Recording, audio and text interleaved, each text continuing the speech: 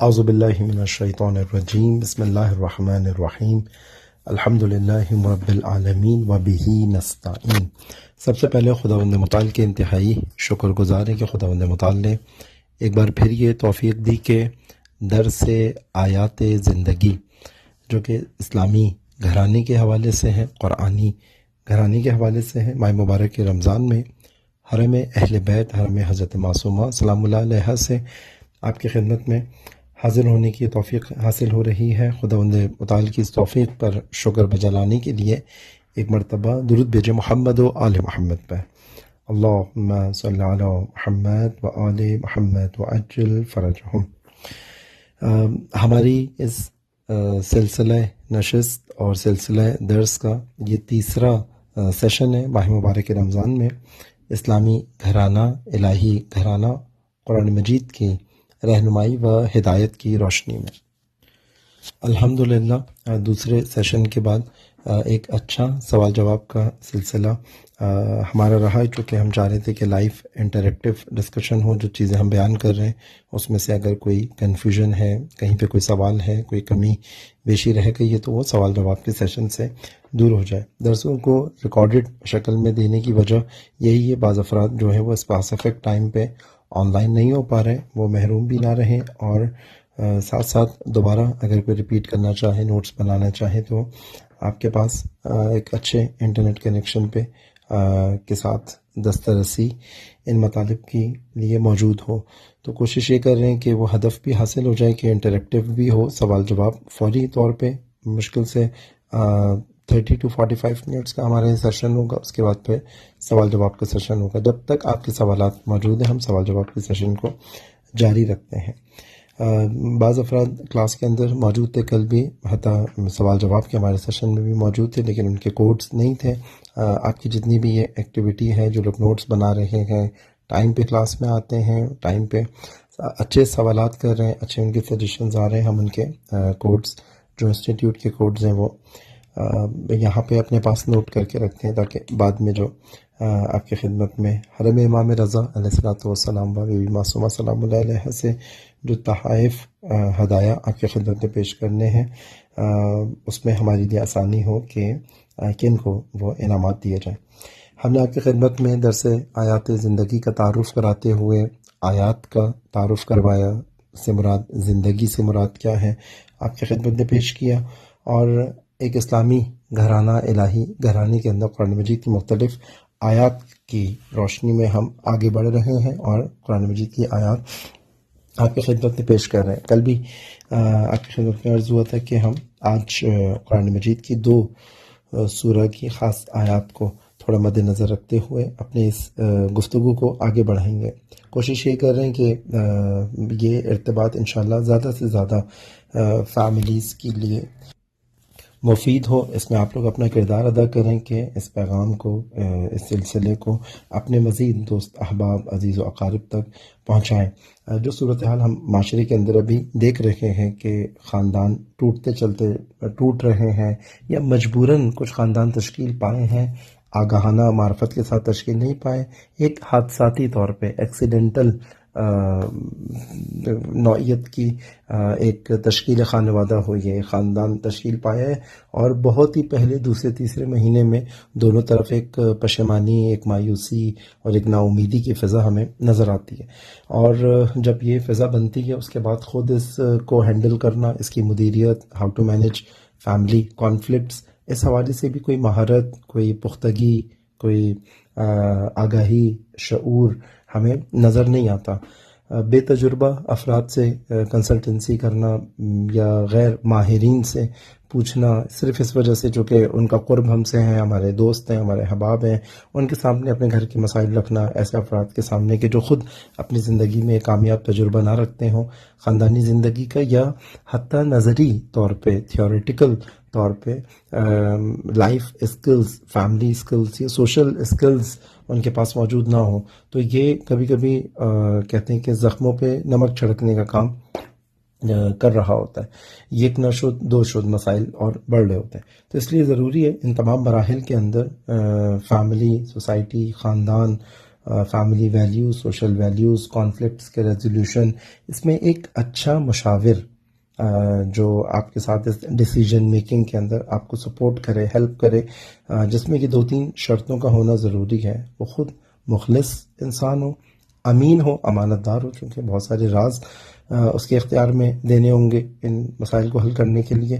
متعاہد ہو، یہ ٹرمینالوجی امام خمینی رضوان اللہ تعالیٰ علیہ اس پہ مختلف میدانوں کے اندر بہت تاکید کرتے تھے کہ اگر کوئی عالم دین ہو، متعاہد عالم دین، کوئی طالب علم ہو، متعاہد طالب علم. متعاہد عہد سے نکلا ہے کہ جس کا خداوند متعال کے ساتھ ایک عہد ہے، ایک پیمان ہے. خداوند متعال کے ساتھ اس نے ایک، جیسے کہتے ہیں کہ کسی ذمہ داری کو، احساس مسئولیت اس کے اندر موجود ہو. متعاہد یعنی رسپانسبل انسان، جو دوسروں کے گھروں کو جوڑنے میں، دوسروں کے فیملی کانفلکٹس کی ریزولوشن کے لیے ایک درد رکھتا ہو اندر سے، اس کو اپنی ذمہ داری سمجھتا ہو. اس کے لیے جیسے شادی کے دفاتر ہوتے ہیں، ان کے لیے، بعض لوگوں کے لیے یہ پیشہ ہے، یہ ان کے لیے تجارت کا ایک کاروبار ہے، ان کے لیے کاروبار ہے. یعنی ان کے لیے اس کے اندر تقدس نہیں پایا جاتا کہ سوسائٹی کے اندر، معاشرے کے اندر فیملیز ٹوٹ رہی ہیں، لوگ جدا ہو رہے ہیں، لوگ لڑ رہے ہیں آپس میں، لوگ جھگڑ رہے ہیں، اور ایک جہالت کے اوپر مبنی معاشرہ جو ہے تشکیل پا رہا ہوتا ہے، اندر سے اس کے لیے درد نہیں ہوتا. تو وہ شخص جس سے ہم مشورہ لے رہے ہوں، ہمیں مشورہ دینے والا مشاور، وہ متعاہد ہو، صاحب عہد ہو، صاحب رسپانسبلٹی ہو، ایک ذمہ دار انسان ہو، ان امور کی نسبت اپنے اندر رسپانسبلٹی سمجھتا ہو. فقط اس کے لیے یہ کنسلٹنسی اور یہ ساری چیزیں اس کا کاروبار نہ ہو، بلکہ اس کا ایک درد ہو سوسائٹی کی نسبت کہ ٹوٹتے ہوئے گھروں کو بچانا ہے. یا حتیٰ وہ افراد جن کو جدا ہو جانا چاہیے وہ ساتھ نہ رہیں اور ایک دوسرے کی زندگیوں کو ضائع نہ کریں، بلکہ ان کو جدا ہو جانا ہے اسی عالی ہدف کی خاطر، ساتھ رہنا ہے اسی عالی ہدف کی خاطر. کیا؟ لقاء اللہ، خدا تک پہنچنا ہے، اس مقصد کو حاصل کرنا ہے جس کے لیے دنیا کے اندر بھیجا گیا ہے. اگر یہ شادی شدہ زندگی اس ہدف کے اندر رکاوٹ بن رہی ہے اور غلط فیصلہ ہوا، آگاہانہ نہیں تھا، شعور کے ساتھ نہیں تھا، جس کو آج ہم زیادہ فوکس کریں گے، ڈسکس کریں گے اپنے مرحلے کے اندر، تو حتماً ایک دوسرے کی زندگیاں ضائع کرنے کا ان کو حق حاصل نہیں ہے. ان کو جدا ہو جانا چاہیے. کہیں زبردستی فقط ایک دوسرے کی آخرت خراب کرنے کا رشتہ نہ بنا ہوا ہو یہ کہ جس نے ایک دوسرے کی دنیا اور آخرت خراب کرنی ہو. زبردستی اور ایک دوسرے کی بالکل اپوزٹ پرسنالٹیز ہوں، پریکٹیکلی بھی زندگی کے اندر، یا نظریاتی طور پہ بھی، آئیڈیالوجیکلی، یا دینی حوالے سے، میدان نظر میں بھی، جو کہ میدان فکر میں بھی، فکری حوالے سے بھی ایک دوسرے کا میچ نہ ہو، اور پریکٹیکلی عملی حوالے سے بھی ایک دوسرے کا میچ نہ ہو.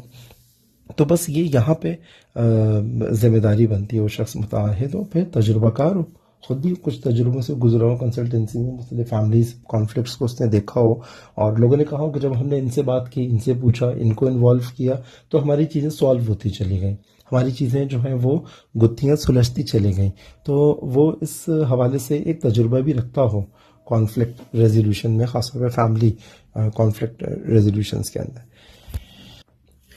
بس چونکہ حساس معاملہ ہے، فیملی کی اہمیت کو ہم تقریباً 2 دن سے آپ کی خدمت میں 2-3 چیزوں کو آپ کی خدمت میں گائے بگائے بیان کر رہے ہیں. ایک خود قرآن کی طرف متوجہ رہنا، خود قرآن کی اہمیت، کہ ہم نے کہا کہ اسلامی گھرانہ، یہ دونوں چیزیں، گھرانے کو جب ہم کہتے ہیں قرآن، تو قرآن کی نسبت ایک یہ ٹیکسٹ بک بھی ہے جو ہمارے پاس موجود ہے، جس کے اندر خداوند متعال کی آیات موجود ہیں، یہ ٹیکسٹ بک ہے، یہ بھی قرآن ہے. اور قرآن سے مراد خود وہ، کیونکہ ایک پورا مجسم قرآن کا جو نمونہ موجود ہے وہ اہل بیت کی زندگی کے اندر موجود ہے، شہردہ معصومین کی زندگی کے اندر ہمارے پاس ایک کامل نمونہ قرآن، جس آئیڈیالوجی کی تھیوری ہے، اسی آئیڈیالوجی کا پریکٹیکل ائمہ معصومین علیہ الصلوۃ والسلام ہے. تو بس اس گھرانے کی بات، جب ہم قرآن کی بات کریں تو قرآن اور اہل بیت بالکل ساتھ ساتھ ہیں، کہ جیسے حق اور اہل بیت ساتھ ساتھ ہیں. العلی مع الحق والحق مع العلی، العلی مع القرآن والقرآن مع العلی. تو اہل بیت اور قرآن، جیسے نبی اکرم نے فرمایا کہ یہ دونوں ساتھ ساتھ ہیں، ہرگز جدا نہیں ہوں گے کبھی بھی، حتیٰ یہ کہ حوض کوثر پہ ملاقات کریں گے، جو ہمارے پاس حدیث ثقلین موجود ہے، ایک ثقل اصغر معصومین علیہ الصلوۃ والسلام اور ایک ثقل اکبر قرآن مجید. بس صد شکر ہے. اہمیت کا اندازہ آپ کو پتہ چل رہا ہے کہ بعض کل سوال جواب کے سیشن میں بھی اس کو کافی ڈیٹیل سے بیان کیا تھا اسی نقطے کو کہ یہ جو بدبختی اس وقت ہم اپنے معاشرے میں دیکھ رہے ہیں کہ سیدہ کا ماننے والا، امیر المؤمنین کا ماننے والا، ظہور کا منتظر، امام زمانہ کا سپاہی، یہ بھی اپنی فیملی کانفلکٹس میں ایسے ہی پڑا ہوا ہے کہ جس کو وہ گھرانے، وہ فیملیز کہ جس کا تعلق امیر المومنین سے نہیں ہے، جس کا تعلق سید الشہداء سے نہیں ہے، جس کا تعلق شہداء کربلا سے نہیں ہے، وہ بھی گھرانے کی مشکلات میں ویسے ہی پڑا ہوا ہے جیسا یہ علی کا چاہنے والا اور امیر المومنین کے نعرے لگانے والا ہے. مشکل کشا کا ماننے والا بھی انہی مشکلات میں پڑا ہوا ہے، اور وہ جو جس کو مشکل کشا کی اس جہت کا نہیں پتا وہ بھی اسی مشکلات میں پڑا ہوا ہے.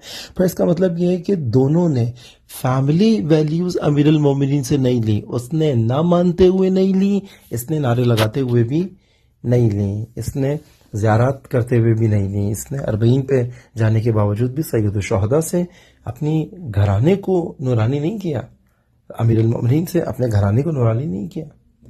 بس دیکھنا یہ پڑے گا کہ فیملی کی نسبت کتنا قرآن سے استفادہ ہو پائے، کتنا قرآن نے جن چیزوں کی طرف ہمیں متوجہ کیا، جتنا ہمیں جو اسی لیے جو عنوان رکھا آیات. قرآن مجید کے اندر یہ ورڈ بہت ریپیٹ ہوا. آج کی بھی ایک آیت جو ہمارے پاس سورہ فتح کی آیت نمبر 4 ہے، یا دوسری جو آیت ہے سورہ روم کی، اس کے اندر اس کا تذکرہ بھی ہے. بس ہمارے لیے بہت ضروری ہے کہ ہم دوبارہ قرآن کی طرف لوٹیں، دوبارہ اسی قرآن ناطق ہو یا قرآن صامت ہو، ہم قرآن کی جانب لوٹیں اور اپنے مسائل کو زندگی کی ہر ڈپارٹمنٹ میں، خاص طور پہ ہم ابھی فیملی کے حوالے سے بات کر رہے ہیں.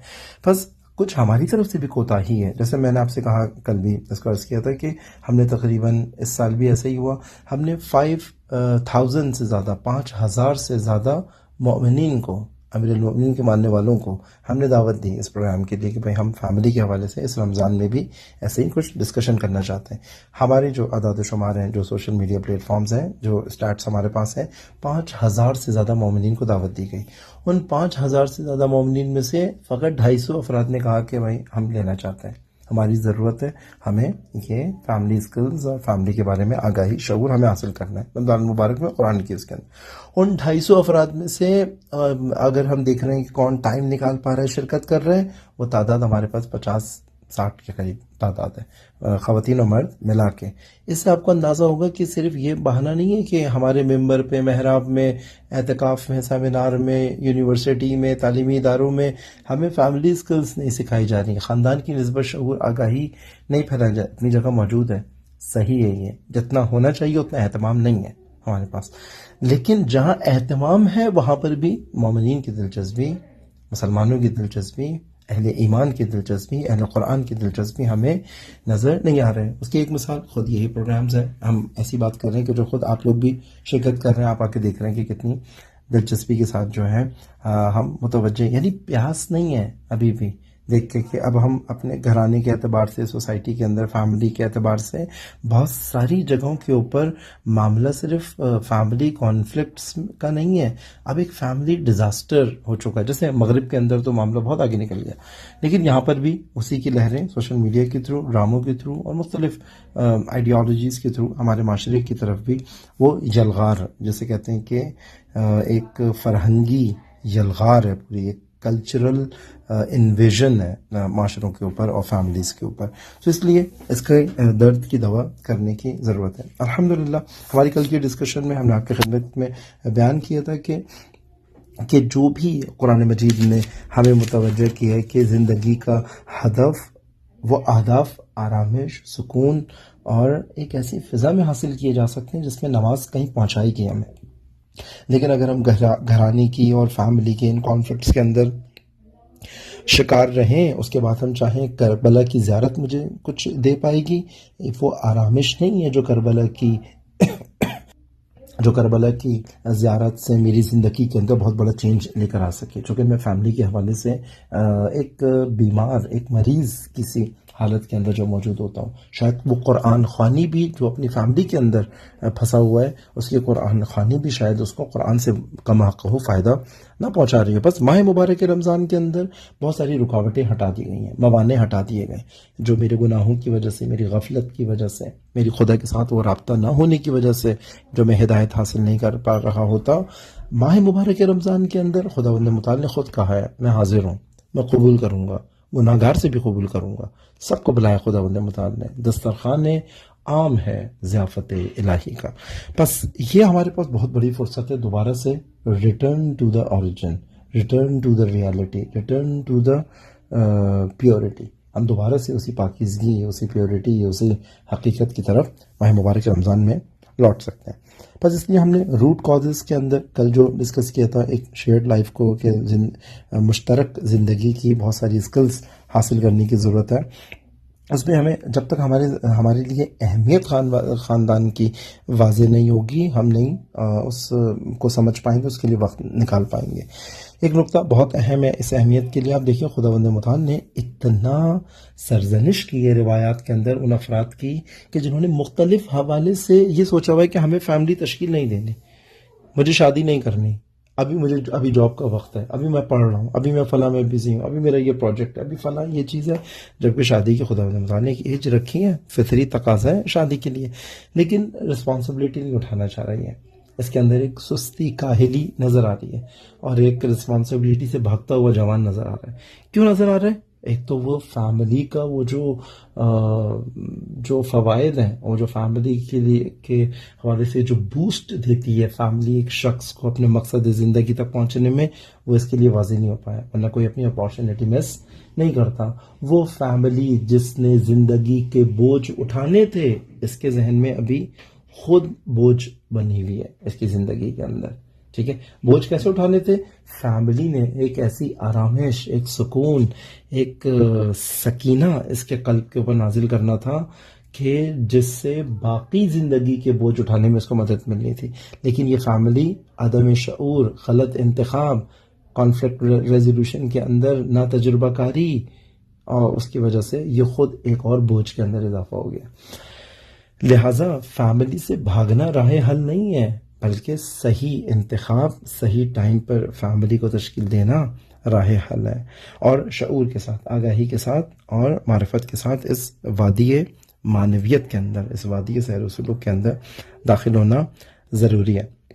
بس آپ کی خدمت میں بیان کیا تھا کہ ابھی جو کچھ ہم دیکھ رہے ہیں کہ اپنی زندگی کی جانب جو توجہ ہے ہماری، بعض کہا تھا کہ وہ اگنورنس والی ذہنیت ہے جو کل آخر میں بیان ہوا تھا، ایک ٹریڈیشنل ہے، رسوماتی ہے، سنتی، جسے ہم نے کہا تھا کہ اس کے اندر ایک احساس کمتری، غیر ذمہ داری ہے، اور ایک ریئلٹی بیسڈ ہمارے پاس ریئلٹی بیسڈ ایک اپروچ ہے۔ وہ کیا ہے؟ امیر المومنین کا وہی قول کہ جو کل بیان کیا تھا کہ یہ باعث رحمت ہے، یہ باعث برکت ہے، اور رحمت کا، برکت کا میننگ بھی آپ کی خدمت میں بیان ہوا تھا کہ جو پھر الٹیمیٹلی جو ہے اس آرامش، اس سکون کو زندگی کے اندر لے کر آتا ہے کہ جس سکون کی آغوش میں اہداف زندگی حاصل ہوتے ہیں۔ بس یہ سکون، یہ آرامش، یہ فقط فیملی اور خاندان تشکیل دینا، ازدواج، شادی فقط اس کی واحد ریسورس نہیں ہے، بلکہ بہت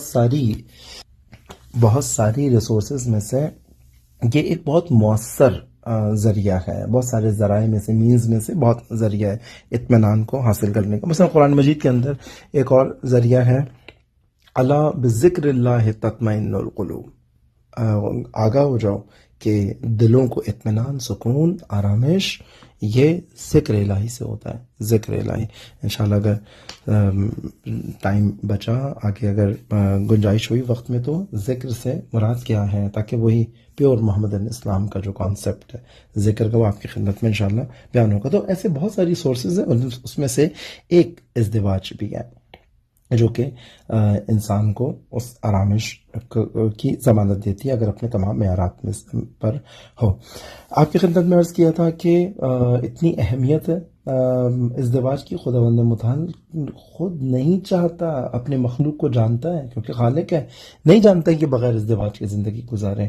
وہ پہلا فرد جو اس روئے زمین پر آیا ہے ایز اے فیملی آیا ہے، حضرت آدم اکیلے نہیں ہے کہ بھائی بعد میں حضرت آدم نے ایک زندگی گزاری ہو پہلے اکیلے، اس کے بعد پھر مثلا 30 سال بعد ان کے نصیب میں ایک زوجہ آئی ہو، بچہ آئے ہو، نہیں، کہا کہ نہیں بھائی فیملی اتنی امپورٹنٹ ہے، اتنی نیسسری، اتنی ضروری ہے کہ بحیثیت فیملی اس ہادی، اس نبی، اس پیغمبر کو خداوند متعال نے بھیجا کہ حوا اور آدم دونوں ساتھ خلق ہوں گے، دونوں ایک دوسرے کی اتنی ضرورت ہیں، اتنی نامکمل ہے زندگی، حتیٰ معصوم پیغمبر کے لیے بھی فیملی ضروری ہے، ورنہ وہ اس کی یہ والی مشکلات، شاید اس کی عصمت، معرفت، آگاہی اور اس کا جو خدا کے ساتھ رابطہ ہے وہ بھی کمپنسیٹ نہیں کر سکتا کہ زوجہ کے نہ ہونے کو. بس آدم اور حوا دونوں کو ساتھ خلق کیا گیا، یعنی ہم اس دنیا میں جو ہمارا آغاز ہے وہ ایک فیملی کے ساتھ ہے. یہ اس کی دیکھیں اہمیت کو بڑھا دیتا ہے. انسانیت کا جو آغاز ہے فیملی کے ساتھ ہے، یعنی کہ حتیٰ نبی بھی بغیر خانوادے کے خلق نہیں ہو رہا. یا خداوند متعال نے جو اپنے بہترین نبی کو تحفہ دیا ہے وہ فیملی کے اعضاء میں سے ایک ہے. خود نبی اکرم خاتم الانبیاء صلی اللہ علیہ وآلہ وسلم کو اب دیکھیے کیا تحفہ دیا ہے، کہا کہ انا اعطینا کل کوثر خیر کثیر. خیر کثیر کون ہے؟ کوئی صحابی؟ کیا خیر کثیر کون ہے؟ کوئی اور ناصر، کوئی دوست؟ کون ہے؟ کہا فیملی کا ایک فرد. فیملی کا کون فرد؟ کہا اس میں بھی پھر ایک داستان ہے، یہ ہم اہمیت زن اور خود خاتون ہونے کی جو اہمیت ہے اس کے اندر اس کا بیان کرتے ہیں کہ اپنے سب سے بہترین حبیب خدا کو خدا نے کیا تحفہ دیا؟ فیملی کا ایک عنصر، یعنی کہ جو فیملی کی بہت ساری کمیوں کو دور کرنے کا باعث بنی. خیر کثیر سیدہ، یعنی سیدہ بیٹی ہوتے ہوئے بھی اپنے باپ کے لیے اس طرح سے پیش آئی کہ ام ابیہا کا، اپنے باپ کی ماں ام ابیہا کا لقب پایا. کس نے پایا؟ یہ خاص ارتباط سیدہ کا جو اپنے والد کے ساتھ تھا، نبی اکرم کے ساتھ تھا. خاندان کے اہم ترین عنصر کے درجے پہ آئیں. اہم ترین عنصر ہے نا ام، اس کو بھی انشاءاللہ بیان کریں گے. ماں، ام، اس کو بھی انشاءاللہ آگے والے دروس میں انشاءاللہ آپ کی خدمت میں بیان کریں گے. خاندان کا اہم ترین حصہ جو ہے وہ ذمہ داریوں کے اعتبار سے، بہت ساری اور رسپانسبلٹیز کے اعتبار سے، جو ڈیسیجن میکنگ کے اعتبار سے ادھر باپ کو دیا گیا ہے کہ قوامون علی النساء، لیکن خود ماں کا جو کردار ہے، گھر کے اندر جو مینیجر ہے، گھر کے اندر مینیجر ماں ہے، گھر کے اندر مینیجر خاتون ہے.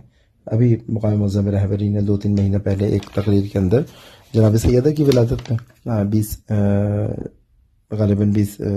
جمادی الثانی کو مقام معظم رہبری نے تکرار کیا. پہلے بھی اس بات پہ تاکید کرتے تھے کہ گھر کی مینیجر ماں ہے، رئیس خانوادے ماں والدہ ہے. بس یہ ام ابیہا. دیکھیں اب ہمیں اس سے پتہ چل رہا ہے وہ کوثر وہ کیا ہے، وہ عضو خان. خود خدا انتخاب کرنے والا کون ہے؟ خود خدا نے انتخاب کیا ہے. جس نے انتخاب کیا ہے اس جیسا بھی کوئی نہیں ہے. دیکھیں کیونکہ خالق ہے. جس کے لیے انتخاب کیا ہے اس جیسا بھی مخلوق میں کوئی نہیں ہے. حبیب خدا، آخر نبی، کمال انسانیت. کسے انتخاب کیا ہے؟ ایک فیملی کے خانوادے کے طور، ایک عضو کو کہ بیٹی کے طور پہ سیدہ جناب سیدہ کو. بس یہ اس کی اہمیت ہے. ہم نے بات کی تھی کہ ہم تھوڑی کفیت کے بارے میں آج بات کریں گے. یہ ساری چیزیں جو مقدمے کے طور پہ بیان ہوتی ہیں تاکہ جو میں نے آپ سے کہا ہے کہ ہماری ذمہ داری ہے کچھ لوگوں کو شامل کریں گی، حقائق کی سب معلومات اپنے ارد گرد اس چراغ کو، اس دیے کو لے کے جانا ہے، اس روشنی کو، اور ایک پوری موومنٹ میں تبدیل کرنا ہے اس کو. سیونگ فیملی موومنٹ کے طور پر اس کو کرنا ہے. کفیت سے مراد کیا ہے؟ ہم سنتے ہیں کہ بھائی انتخاب ہمسر کے اندر بہت ضروری یہ بات ہے کہ بھائی وہ جو ہمسر ہو، آپ کا جو ہسبینڈ ہو یا ہسبینڈ کے لیے وائف ہو، وہ اس کا کف ہو. یا آپ سنتے بھی چلے آئیں، آپ سنتے بھی ہیں کہ بھائی کف ہونا لازمی ہے. بعض جگہ پہ اس کف ہونے کے معیارات ہیں. اس کف ہونے کا الہی معیار بھی ہے اور ایک خاندانی، کلچرل اور جسے ہم کہتے ہیں رسوماتی اور ایک آبائی معیار بھی ہے جو ہم نے آبا و اجداد سے دیکھا ہے. ہمارے سوسائٹی کے اندر جو کچھ ہوتا ہے کفیت کے نام پہ کہ بھائی یہ میری بیٹی کا کف ہے یا نہیں ہے، تو فوراً دیکھتے ہیں کہ بھائی یہ اس نے بیچلرز کیا ہوا ہے. آیا لڑکے نے بیچلر کیا ہوا ہے؟ نہیں کیا ہوا. یہ تو 50,000 روپے کماتی ہے. لڑکی کی جاب، اس کی تنخواہ کتنی ہے؟ یہ کف چیک ہو رہا ہے کہ بھائی کف ہے یا نہیں ہے. اچھا یہ میری بیٹی تو گولڈ میڈلسٹ ہے، اس نے کوئی ٹرافی بھی جیتی ہے کبھی یا نہیں جیتی؟ ٹھیک ہے، ہائٹ چیک کرو، اس کی بھی ہائٹ چیک کرو. یا بھائی یہ تو موٹے ہیں، وہ پتلا ہے، بلا یہ. ابھی ہماری جو کلچرل معیارات، آبائی معیارات یہ ہیں. اور بھی کوئی بہت ہی تیر مارتا ہے تو کہتے ہیں کہ آپ ہندوستان میں کہاں سے ہیں؟ فوراً پاکستان میں ایسے پوچھا جاتا ہے کہ بھئی آپ ہندوستان میں کہاں سے تھے؟ اچھا لکھنؤ کے ہیں، کف ہے ہمارا. یہ غیر الہی معیارات کف کے ہیں. اچھا آپ بمبئی سے ہوتے ہیں، آپ بھرت پور سے ہیں، آپ لوگ امروہے کے ہیں، آپ لوگ فلاں ہندوستان کے مختلف علاقوں سے. یہ کفیت چیک ہو رہی ہے 50 سال پہلے، آپ 100 سال پہلے آپ کے آباء و اجداد کہاں رہتے تھے. یہ غیر الہی معیارات ہیں کفیت کے. حتیٰ یہ چیزوں کو دیکھتے ہوئے بھی کہ آپ کے گھر کے اندر باقی بہن بھائی پڑھے لکھے ہیں یا نہیں ہیں، گھر کا جو سرپرست ہے وہ کیا کماتا ہے، باپ کی جاب کیا ہے، ان کے باپ کی جاب کیا ہے. یہ ساری چیزیں میں یہ نہیں کہہ رہا ہوں کہ ان کو دیکھنا ضروری نہیں ہے، یہ کم اہمیت کے حامل ہیں. نہیں، کفیت کے باب میں ان کو لے کر آنا اور کفیت کے انڈر میں ان امور کو چیک کرنا یہ مناسب کام نہیں ہے. اپنی جگہ ممکن ہے کہ اہمیت کا حامل ہوں اور بعض موضوعات کافی اہمیت کے حامل ہیں بھی. بس کفیت سے مراد کیا ہے؟ جو رائج آپ کو بتایا ہے یہ چیزیں، یہ کفیت سے مراد نہیں ہے، بلکہ الہی قرآنی اسلامی معیارات. وہ یہ دو چیزیں ہیں جو روایات کے اندر بھی آئی ہیں. وہ کیا ہے کہ آپ یہ دیکھیں، ایک عملی پہلو آپ کی بیٹی کا جو عملی رجحان ہے، اور ایک اس کا فکری سوچ فکر، اس کا سوچنے کا انداز، اس کے نظریات، اس کے عقائد. مجموعی طور پہ ہم کہیں گے دین یعنی آئیڈیالوجی، یعنی ایک اس کی پریکٹیکل اپروچ اور ایک اس کی سوچنے کا انداز. آئیڈیالوجی، عقائد، افکار کیا ہیں، یہ دو چیزیں جس کے اوپر بہت تاکید کی ہے. بعض جگہ پہ لکھا ہے کہ اس کا دین دیکھو، اس کا اخلاق دیکھو. روایات ہیں، چونکہ دامن وقت میں گنجائش نہیں ہے کہ میں وہ روایات بھی ساتھ ساتھ آپ کے خدمت میں عرض کرتا چلوں. یہ جو ہم بار بار کہہ رہے ہیں کہ وہ ہمیں آرامش تک پہنچنا ہے اور اس سکون تک پہنچنا ہے، اور قرآن مجید کی وہ جو 2 آیات بھی آپ کی خدمت میں عرض کی تھی، سورہ روم کی آیت نمبر 21 کے اندر کہ وَمِنْ آيَاتِهِ أَنْ خَلَقَ لَكُم مِّنْ أَنفُسِكُمْ أَزْوَاجًا لِتَسْكُنُوا إِلَيْهَا وَجَعَلَ بَيْنَكُم مَّوَدَّةً وَرَحْمَةً إِنَّ فِي ذَلِكَ لَآيَاتٍ لِقَوْمٍ يَتَفَكَّرُونَ. اب یہ جو کہہ رہے ہیں کہ بھائی خداوند متعال کی آیات میں سے، نشانیوں میں سے ایک یہ ہے کہ ہم نے انہی میں سے زوج بنائے، ازواجن تمہیں خلق کیا، لِتَسْكُنُوا إِلَيْهَا، تاکہ تم اس کے ذریعے سے جو ہے وہ سکون کو حاصل کر سکو. ابھی خدا نے قرار دیا. دیکھیے کتنی الہی ہے شادی، کتنا الہی ہے، کتنی خدائی کام ہے شادی، کتنا مانوی کام ہے. خداوند متعال کے بارے میں نبی اکرم کہہ رہے ہیں وَجَعَلَ بَيْنَكُم مَّوَدَّةً وَرَحْمَةً، خدا نے ان کے درمیان مودت کو اور رحمت کو ایجاد کیا اس ازدواج کے نتیجے میں. ٹھیک ہے، اور پھر اسی کے اندر نشانیاں ہیں صاحب خیرت و صاحب عقل لوگوں کے لیے. دوسری سورہ میں کیا فرما رہے ہیں اسی سکون اور آرامش کے بارے میں؟ سورہ فتح کی آیت نمبر 4 میں فرما رہے کہ هو الذی انزل السکینۃ فی قلوب المؤمنین لیزدادوا ایمانا مع ایمانہم. وہ جو ایمان ان کے پاس تھا اسی میں ایمان کا اضافہ کیا ہے. کیوں کیا ہے یہ؟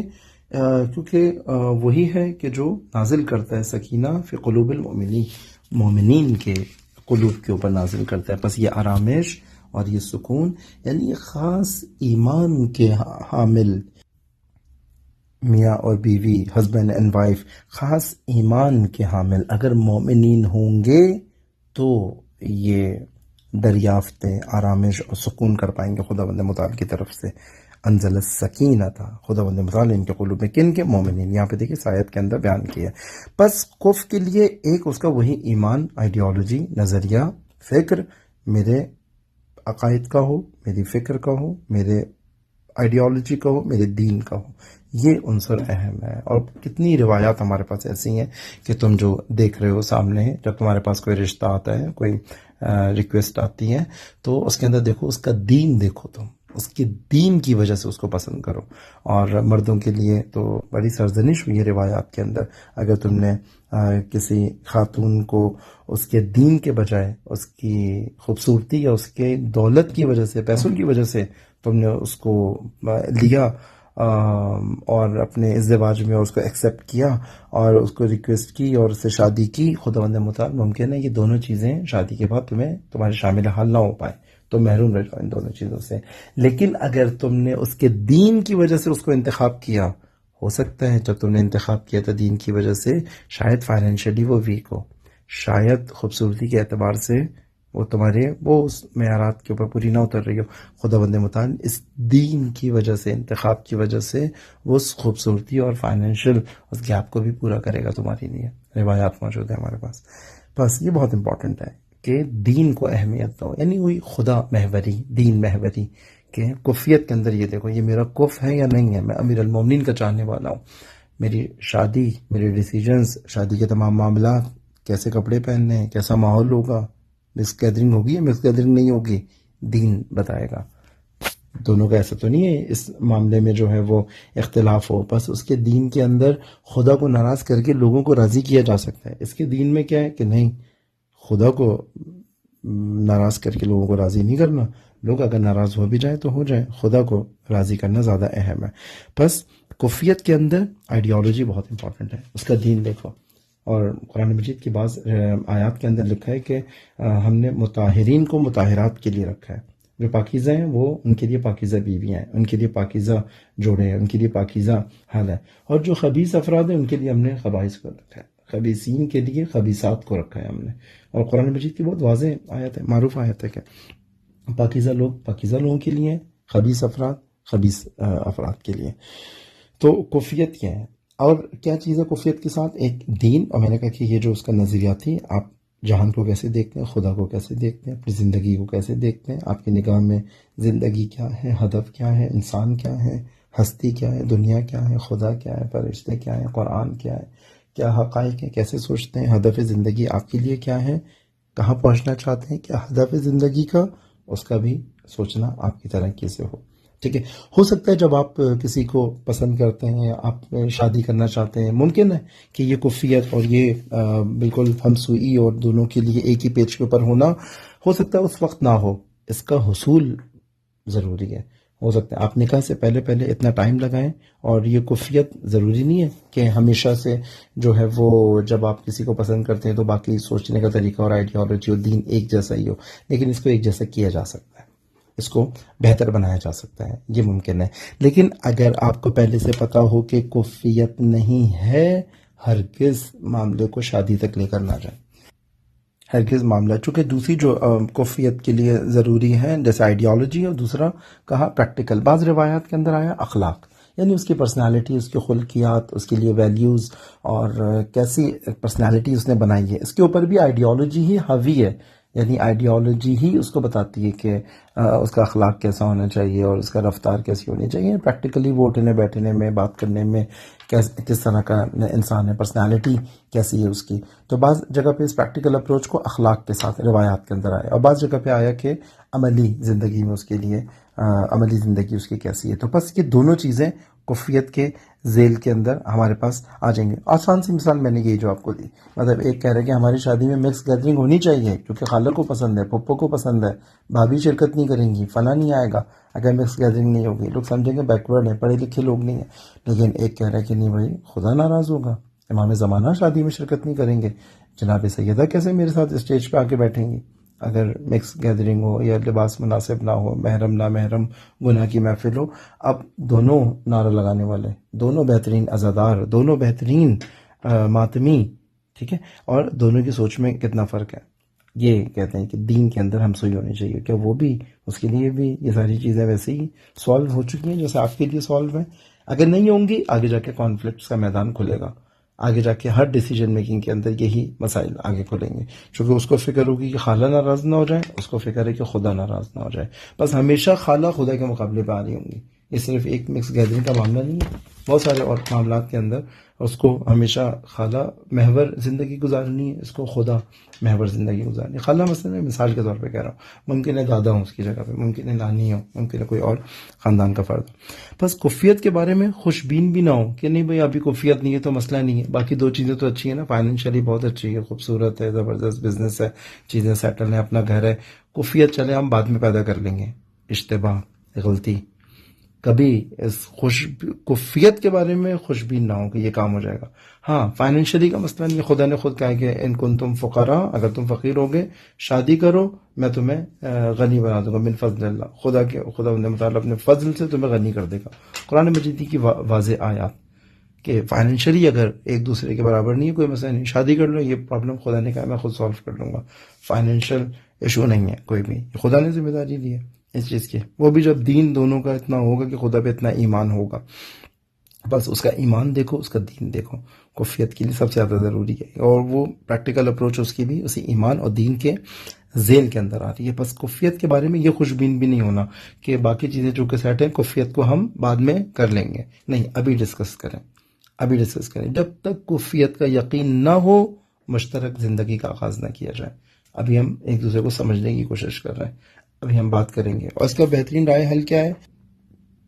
دوران فیصلہ سازی، اور جب ہم ایک دوسرے کے لیے رشتہ لے کے جا رہے ہیں اور سمجھ رہے ہیں، بات کر رہے ہیں، ڈسکس کر رہے ہیں، یہی گفتگو نکاح سے پہلے کفیت کو ایجاد کیا جا سکتا ہے۔ آپس میں بات کریں، بہت ساری ہو سکتا ہے میں سمجھ رہا ہوں کہ ان کی دینی اپروچ نہیں ہے، ہو سکتا ہے سوء تفاہم ہوا، میں صحیح بات سمجھ نہ پایا ہوں، ہو سکتا ہے ان کے کہنے کا مقصد کچھ اور ہو، گفتگو کے ذریعے سے اس طرح کی جو سوء تفاہم ہے، غلط فہمیاں ہیں یا سوء ظن ہے، اس کو دور کیا جا سکتا ہے۔ بس دوران فیصلہ ہی ابھی سوء تفاہم، یا سوء ظن وغیرہ کو برطرف کرنا ضروری ہے۔ ڈسکشن جاری رہیں گے، ابھی 3 مہینے لگائیں گے، بات کریں گے۔ کفیت سے آسانی سے نہیں گزرنا، اس کے اندر ٹف ٹائم دینا ہے، پوچھنا ہے، خود اپنے آپ کو بھی اس میں قصوروار سمجھنا ہے کہ بھائی میری بھی ذمہ دار سمجھنا ہے، یعنی کہ میری بھی ذمہ داری ہے کہ ایسا نہ ہو میں کسی ایسی کے ساتھ چلے جاؤں اور یا کسی ایسے کو اپنی زندگی میں شامل کر لوں جو میرا کوف نہ ہو۔ کوف ہمیشہ اچھا نہیں ہوتا، برے لوگوں کا کوف برے لوگ ہیں، ٹھیک ہے، مطلب وہ جو بغیر گانے سنے رہ نہیں سکتے، ان کا کوف وہی ہے کہ بھائی جو گانے سننے والے ہیں، نہیں کہ کف ہمیشہ 2 بڑے دیندار افراد ہوتے ہیں، یا ہم دیندار لوگوں کے کف کی بات کر رہے ہیں، تو ہم کہہ رہے ہیں کہ بھائی یہ ان کا کف جو ہے وہ الہی، قرآنی اور خدائی ہونا چاہیے۔ بس یہ بھی ایک غلط فہمی ہے کہ بعد میں جب چیزیں کانفلکٹس بڑھتے ہیں، مشکلات ہوتی ہیں شادی میں، تو ضروری نہیں ہے ہر اختلافات کی وجہ عدم کفیت ہی ہو، ہم بعد میں بولیں کہ کیونکہ تم میرے کف نہیں تھے نا، میں نے تم سے شادی کر لی، اور پھر بعد میں مجھے پتہ چلا کہ بھائی شادی سے پہلے ایک پری میرج کورس ہوتا ہے، ایک سیمینار ہونا چاہیے، ایک ورک شاپ ہونی چاہیے، اور ایک اچھا شوہر اور بیوی کیا ہوتے ہیں، کف کیا ہوتا ہے، یہ ہوتا ہے، ان کو بھی سیکھنے کی ضرورت ہے۔ صرف کیمسٹری، بایولوجی اور میتھس اور کیلکولس اور اسٹیٹسٹکس یہ صرف زندگی کی ضروری موضوعات نہیں ہے، بلکہ اور بھی زندگی کے ضروری موضوعات ہیں۔ چونکہ مجھے پتہ نہیں تھا تو میں وارد ہو گیا اس میدان کے اندر۔ بس ہر اختلاف کی وجہ ضروری نہیں ہے کہ عدم کفیت، اور بھی وجوہات ہو سکتی ہیں، ایک شخص سے کبھی کبھی وہ فیزز آتے ہیں، اس کے اوپر موڈ ہے، ڈپریشن ہے، بی پی کا مسئلہ ہے، اور بہت سارے مسائل ہیں جس کی وجہ سے اختلاف ہوتا ہے۔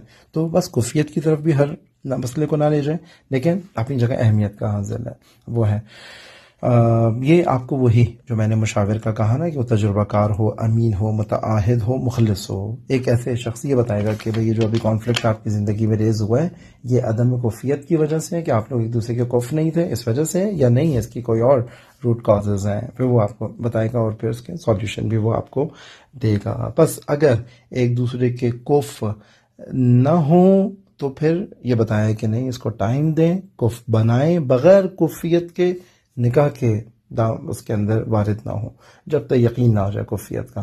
اس کے بعد بھی اگر کچھ چیزیں ہوتی ہیں تو ہم بعض کو مشورہ دیتے ہیں کہ بھائی فی الحال 6 مہینے 1 سال اولاد نہ ہو، کیونکہ اگر آپ کف نہیں ہے آپ کو الگ ہو جانا چاہیے۔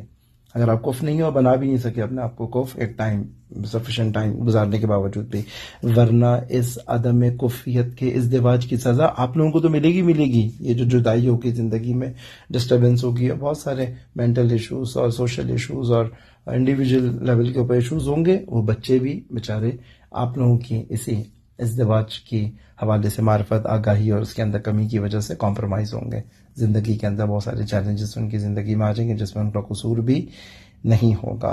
اگر ایک دوسرے کے کف ہیں، الحمدللہ استفادہ کریں اس سرمایہ سے۔ کفیت سرمایہ ہے، کفیت ایسٹ ہے لائف کا، ایک سوشل ایسٹ ہے کفیت۔ اگر دونوں ایک دوسرے کے کف ہیں، اب اسپیڈ کے ساتھ آگے بڑھیں گے۔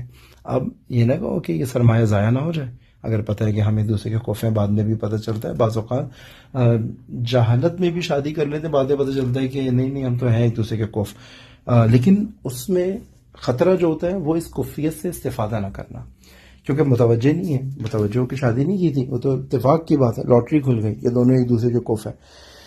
اس کے بعد اس سرمایہ سے استفادہ کرنا، اسی مسیر کے اندر، اسی ہدف، اس کی طرف جو کہ کفیت سے آرامش آتی ہے، کفیت سے حرام شادی. کیا کہا تھا کہ اس سورہ کے اندر، سورہ فتح کی آیت نمبر 4 میں، کہ وہ سکینہ نازل ہوتا ہے مومنین کے اوپر. بس اسی مسیر کے اندر اس کفیت کو استفادہ کرنا ہے. اس کی قدردانی، شکر کیا ہے کہ یہی کفیت جب اس کی قدردانی ہوگی، اس کا شکر بجا لایا جائے گا، فقط دنیا بٹورنے میں، سرمایہ بٹورنے میں، مادیت بٹورنے میں یہ کفیت استعمال نہ ہو جائے، فقط آپس کی ایک دوسرے کو خوش کرنے میں. لیکن وہی الہی، وہ جو امیر المومنین سے جب پوچھا نبی اکرم نے کہ تم نے زہرا کو کیسا پایا، اس کفیت کا نتیجہ کیا نکلا؟ امیر المومنین نے کہا راہ خدا میں بہترین ساتھی. کفیت کا شکر یہ ہے، راہ خدا کے اندر بہترین ساتھی بننا، ایک دوسرے کے لیے قدردانی کرنا. اور جو کوئی شکر ادا کرتا ہے کسی بھی نعمت کا، جیسے کفیت ایک سرمایہ نعمت ہے، خدا بندہ متعال کہتا ہے کہ لئن شکرتم لازیدنکم نعمتی. بس یہ قرآن مجید کی یہ آیات اس طرح سے دیکھیں، اس طرح سے گائیڈنس دیتی ہیں، اس طرح سے رہنمائی کرتی ہیں کہ میں تمہاری، یعنی یہی کفیت اور مضبوط ہوگی اور مستحکم ہوگی اور ایک دوسرے کے لیے ہمدم ہوں گی. آج بس آپ کی خدمت میں اسی تک موضوع کو بیان کرنا تھا. اس کو یہیں پر ہی ہم اختتام پذیر کرتے ہیں. اگلا جو ٹاپک ہے اس کو ابھی اگر ہم شروع کریں گے تو وہ پورا نہیں کر پائیں گے. انشاءاللہ آپ کے سوالات کے منتظر ہیں. گروپ میں ہم پہلے سے ہی میسج ڈال دیتے ہیں تاکہ کانسٹنٹلی آپ لوگ پورا درس 40-45 منٹس کا سن لیں، اس کے بعد سوالات کے لیے آ جائیں. جو لوگ بھی سوالات کے سیشن میں شرکت کرتے ہیں، گوگل میٹ پہ کا لنک ڈال دیا جاتا ہے تقریباً اراؤنڈ ایسے ہی 9:45 پہ. تو آپ نے سوالات کے لیے بھی جب آپ آتے ہیں تو ادھر گوگل میٹ پہ اپنا کوڈ ڈال دیں، یا جب ہم گروپ میں سوالات کے لیے لنک ڈالتے ہیں آپ لوگ اپنا کوڈ دوبارہ بھی ڈال دیا کریں. ٹھیک ہے، کوڈ کے ساتھ QA لکھ دیا کریں. جیسے کوئی کسی کا کوڈ ہے F100، ٹھیک ہے، تو وہ F100 اسپیس کر کے QA لکھتے کوشچن آنسر. تو ہمیں پتا ہوگا ان لوگوں نے سوالات کے سیشن میں بھی شرکت کی. آپ لوگوں کے اگر آج کے کانٹینٹ سے ریلیٹڈ اگر کوئی سوالات ہیں تو گروپ میں گوگل میٹ کا لنک موجود ہے، اسی کے تھرو آپ لوگ سوالات اپنے گوگل میٹ پہ وہاں پہ کر سکتے ہیں. انشاءاللہ لنک پہ آپ لوگ کلک کر کے گوگل میٹ میں وارد ہو جائیں. وہاں پہ آپ لوگوں کے نارملی مائک اس میں آف ہوتے ہیں، وہاں پہ ہینڈ ریز بھی کر سکتے ہیں، ٹیکسٹ میں بھی سوالات آپ لوگ کر سکتے ہیں. اور ساتھ میں یہ بات بھی ایک سوال کامنلی سب پوچھ رہے تھے، کچھ لوگ ٹائمنگز میں درس کو نہیں سن پا رہے، اسی 9 سے 11 کے درمیان یا 9 بجے سے لے کے 10 بجے تک، تو وہ لنک اویلیبل ہیں فیس بک پہ. تو آپ لوگ اس کو فالو بھی کر لیں پیج کو فیس بک کے، تاکہ جیسی نیا درس آتا ہے تو آپ کو نوٹیفیکیشن بھی اس کا آ جائے گا. اور ساتھ میں درس نمبر 1 بھی، جن کے پرانے درس رہ بھی گئے اس کو بھی وہ لوگ کور کر سکتے. نوٹس اپنے ضرور بنائیں، اچھے نوٹس بنائیں. اور جن افراد نے اٹینڈنس نہیں لگائی ہے، ان کو اپنا کوڈ نہیں پتہ، جو انسٹیٹیوٹ انچارج ہیں جن کو آپ نے فارم جمع کروایا ہے، ان کے تھرو اپنا کوڈ معلوم کر لیں. اور ضرور پریویس اٹینڈنس، ہم نے جیسے کل بھی بیان کیا تھا کہ جو بھی ہمیں 2-3 منٹ کا یہ خلاصہ بھی آڈیو کے اندر بھیج دے گا کہ بھئی میں نے درس نمبر 1 سنا ہے، اگرچہ بعد میں سنا تھا، تو ان کی اٹینڈنس ہم بعد میں اس کو کمپنسیٹ کر دیں گے انشاءاللہ. باقی گوگل میٹ میں آپ لوگ آ سکتے ہیں، وہاں پہ اپنے سوالات کر سکتے ہیں. جزاک اللہ. التماس دعا.